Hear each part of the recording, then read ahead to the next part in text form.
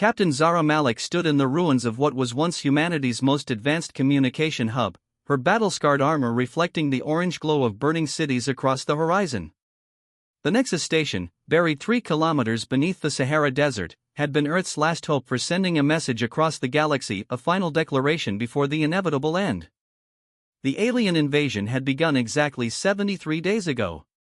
The Kytherian Empire, a coalition of 17 different species united under their insatiable hunger for expansion, had crossed into Sol System with a fleet that blotted out the stars themselves. Their ultimatum had been simple: surrender and become slaves, or face complete annihilation. Humanity had chosen neither.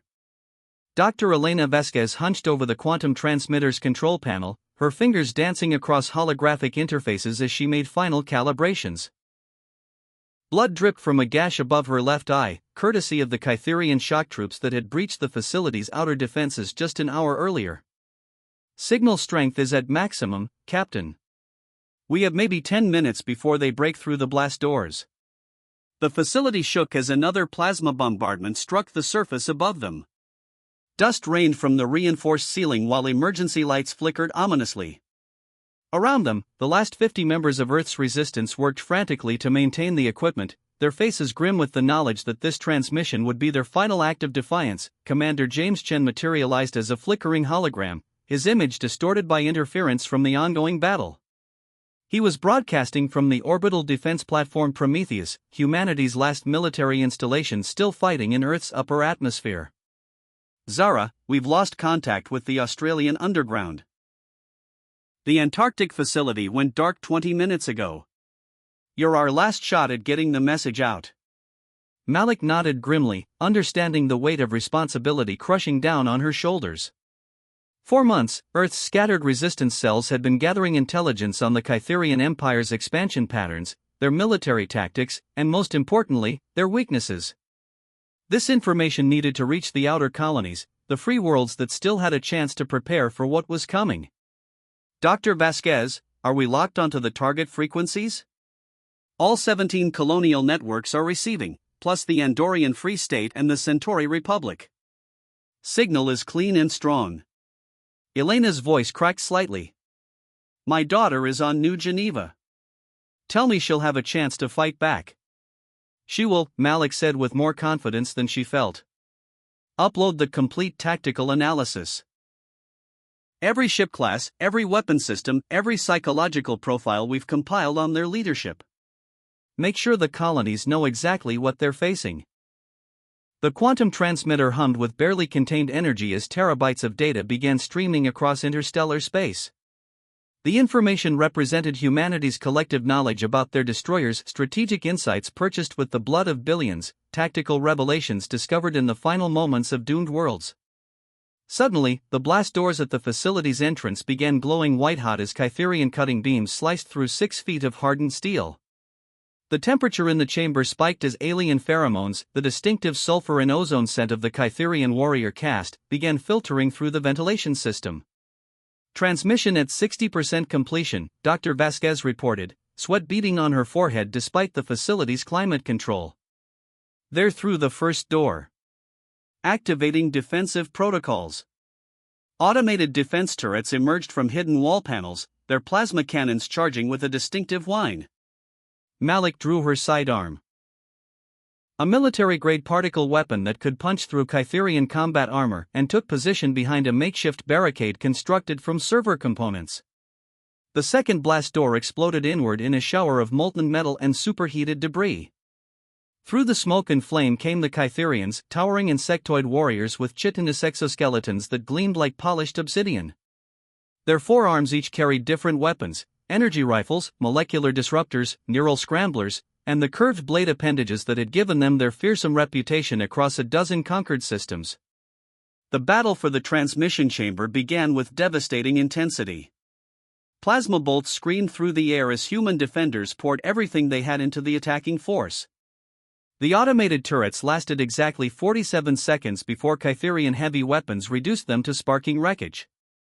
85% complete. Elena shouted over the chaos, her hands never leaving the control interface even as enemy fire scorched the air inches from her head. The colonies are receiving everything: ship specifications, tactical weaknesses, command structure analysis. A Kytherian warrior broke through the defensive line, its blade arm descending toward Dr. Vasquez with lethal precision. Captain Malik intercepted the attack with her combat knife, the monomolecular edge parting chitinous armor as she drove the weapon deep into the alien's thorax. Green ichor sprayed across the transmitter console as the creature collapsed. 94%, Elena gasped, wiping alien blood from her face. Almost there. The facility's power grid flickered as more Kytherian forces poured into the chamber. Commander Chen's hologram dissolved into static as the Prometheus finally succumbed to enemy fire high above them. They were truly alone now, the last voices of a dying world, shouting their defiance across the void. Transmission complete. Dr. Vasquez announced triumphantly. All data uploaded successfully. The colonies have everything they need to. A Kytherian energy bolt caught her in the chest, the blast vaporizing her ribcage in an instant. She collapsed across the control panel, her sacrifice ensuring that humanity's final message had reached its destination. Captain Malik found herself surrounded, the last human alive in the facility, as Kytherian warriors closed in from all sides. Their leader, a massive creature with scarred carapace that spoke of countless battles, approached with what might have been satisfaction in its compound eyes. "Your species displays admirable tenacity," it said in accented but perfect English, its mandibles clicking with each syllable. "Perhaps we will preserve some specimens for study." Malik activated the emergency beacon clipped to her belt, a quantum transmitter with just enough power for one final, personal message. As Kytherian weapons trained on her position, she spoke clearly into the device. "This is Captain Zara Malik of the Terran Defense Force, broadcasting on all colonial frequencies. Earth has fallen, but our spirit lives on in every world you threaten, every system you invade. We have given you everything you need to fight back. Use it well. Use it with prejudice. And remember this." She looked directly at the Kytherian leader, her eyes blazing with unquenched fury. "You will pay for crossing the line. Humanity's children among the stars know your weaknesses now. We may die here, but our vengeance travels faster than your ships." Earth's last transmission carries a simple promise: you chose war with the wrong species. The final words echoed across the facility as energy weapons discharged simultaneously, turning the communication chamber into a miniature sun. But the message was already traveling through quantum space, carrying humanity's tactical knowledge, their unbreakable spirit, and their promise of retribution to every free world in the galaxy. In the outer colonies, resistance leaders downloaded terabytes of critical intelligence. The Andorian Free State began retrofitting their ships with weapons specifically designed to exploit Kytherian vulnerabilities. The Centauri Republic started manufacturing neural jammers that would disrupt alien command networks. Earth was gone, but its children were armed, angry, and ready to make the Kytherian Empire pay dearly for every light year of space they claimed. The war for galactic freedom had only just begun.